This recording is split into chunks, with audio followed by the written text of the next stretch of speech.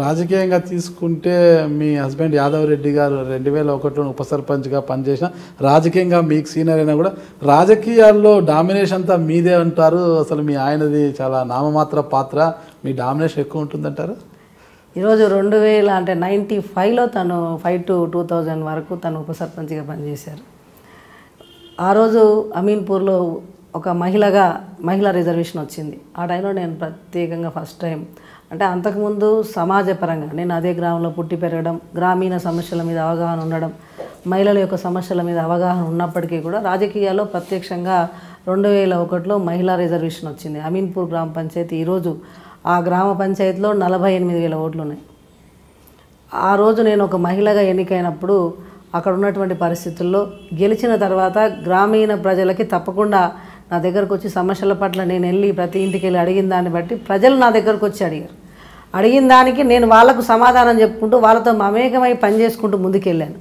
యాదవ్ రెడ్డి గారు 1995 to 2001 వరకు ఉప సర్పంచ్గా చేశారు. తర్వాత డైరెక్ట్గా నేను ఎలక్ట్ అయిన తర్వాత సమస్యల మీద, చట్టం మీద, ప్రజల మీద ప్రతి ఇంటికి మనం వెళ్ళిపోయి మమేకమై పనిచేసాం. కానీ ఇందులో డామినేషన్ ఏం లేదు.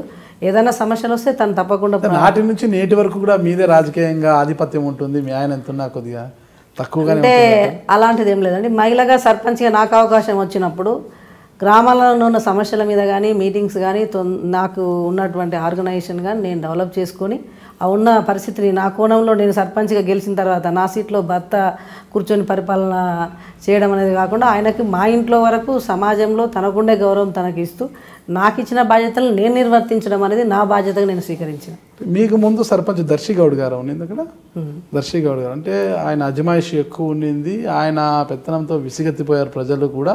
ఖచ్చితంగా కొత్త ముఖాన్ని చూడాలనుకున్నారు. అందరూ కూడా ఏకమయ్యి అప్పటి వరకు డ్వాక్రా మహిళా సంఘం గ్రూపు లీడర్గా ఉన్న మిమ్మల్ని తెర మీదకి తీసుకొచ్చారు. అందరూ తీసుకొచ్చి మిమ్మల్ని సర్పంచ్ చేశారు అంటుంటారంట. అందరి యొక్క ఆమోదంతో, అందరి యొక్క మద్దతుతోనే మీరు అయితే అంతమంది ఏకమైనా కూడా బొటాబొటీ ఓట్లతోనే సర్పంచ్గా గెలిచారు అంటుంటారు.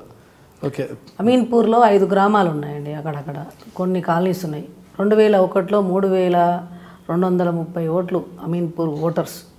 అంతకుముందు దర్శన్ గౌడ్ గారు కూడా వాళ్ళ అన్నయ్య లింగం గౌడ్ అని ఉన్నారు. తను అంటే మా హస్బెండ్ ఉప సర్పంచ్ ఉన్న పీరియడ్ ఆయన 2.5 సంవత్సరాల నుండి చనిపోవడం జరిగింది.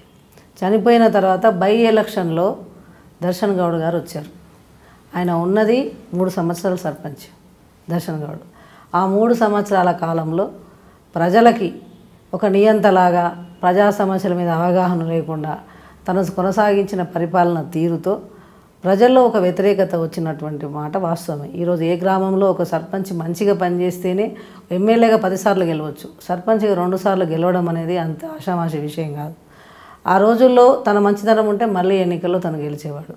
నేను ఆ రోజు గృహిణిగా ఉన్నటువంటి నేను రాజకీయాల్లో మహిళా రిజర్వేషన్ వచ్చినప్పుడు సర్లే మనకి ఆ రిజర్వేషన్లో ఈయన అప్పటికి ఉప సర్పంచ్గా ఆ గ్రామ పంచాయతీలో కొనసాగుతున్నప్పుడు రిజర్వేషన్ వచ్చినప్పుడు నేను సర్పంచ్గా నిలబడడం జరిగింది. ఒక విషయంలో ఒక సమస్య వచ్చింది. ఎందుకంటే దర్శన్ గౌడ్ గారు ఒక గ్రామీణ ప్రజలు, రైతులు, మహిళలు పోయి ఆ ఊరిలో నీళ్ళు ఈయన ఉప సర్పంచ్గా ఉండి ఆ గ్రామ ప్రజలకి నీళ్లు లేవు. అంటే ఇక్కడ నుంచి దూరం నుంచి ఎత్తుకోవాల్సిన పరిస్థితి 2000 వరకు కూడా ఆ ప్రాంతంలో. అయితే ఈయన ఉప సర్పంచ్ స్థాయిలో ఒక ఇంజనీర్తో మాట్లాడుకొని పైప్ లైన్ వేసిన సందర్భంలో ఆయన గ్రామంలోకి వచ్చి 100 మంది ముందు అందరు మీకు నీళ్ళు కావాలా, మోరు నీళ్ళు తాగండి అని చెప్పి ఒక విషయాన్ని అనేసి అందరిని తిట్టారన్నటువంటి విషయం నాకు కూడా తెలిసింది. కొంచెం బాధేసింది. ఈరోజు ఒక ప్రజాప్రతినిధిగా ప్రజలు అడిగిన ప్రశ్నకి సమాధానం ఇవ్వాల్సిన బాధ్యత అందరికీ ఉంది. అలా ఇవ్వకపోగా ఒక నియంతలాగా ఆ రకంగా తను వాడిన పదజాలం కానీ భాషించిన తీరును కానీ నేను ఆ రోజులో రాజకీయాలు లేకపోయినా హట్ అయిన మాట వాస్తవం. నేను అదే ఇన్స్పిరేషన్గా ఉమెన్ రిజర్వేషన్ వచ్చిన రోజు కొంత రాజకీయాలంటే విముఖత చూపించినప్పటికీ కూడా ఆ యొక్క అతను అన్న తీరును, అతను అంటే అందరూ భయపడే విధానం, ఒక తన నియంత్రణ పరిస్థితులను పట్టుకొని ఎవరు ముందుకు రాని సందర్భంలో నేను ఆ రోజుల్లో లేదు ప్రజల దగ్గరికి వెళ్తే మనం డేర్గా ఇది చేసుకోవచ్చు అని ముందుకు వచ్చి ఆ రోజు నిలబడి మనం ప్రజలకి అన్నీ తిరిగి మనం ఇచ్చిన అవకాశాన్ని వినియోగించుకొని రెండవసారి జనరల్లో గెలవడం జరిగింది. ఓకే, మీరు అంటే దర్శన్ గౌడ్ గారి మీద వ్యతిరేకత కావచ్చు, ఏదైనా కావచ్చు, అందరి మద్దతుతో మీరు బరిలో ఒక స్వల్ప తేడాతోనే మీరు బయటపడ్డారంటారు. ఓకే, అప్పటి వరకు గ్రామీణ ప్రాంతాల్లో ఈరోజు మీరు ఎక్కడ ఓటింగ్ తీసుకున్నా 90-95%, 80-85% పోలింగ్ అనేది ఉంటుంది గ్రామ పంచాయతీలో.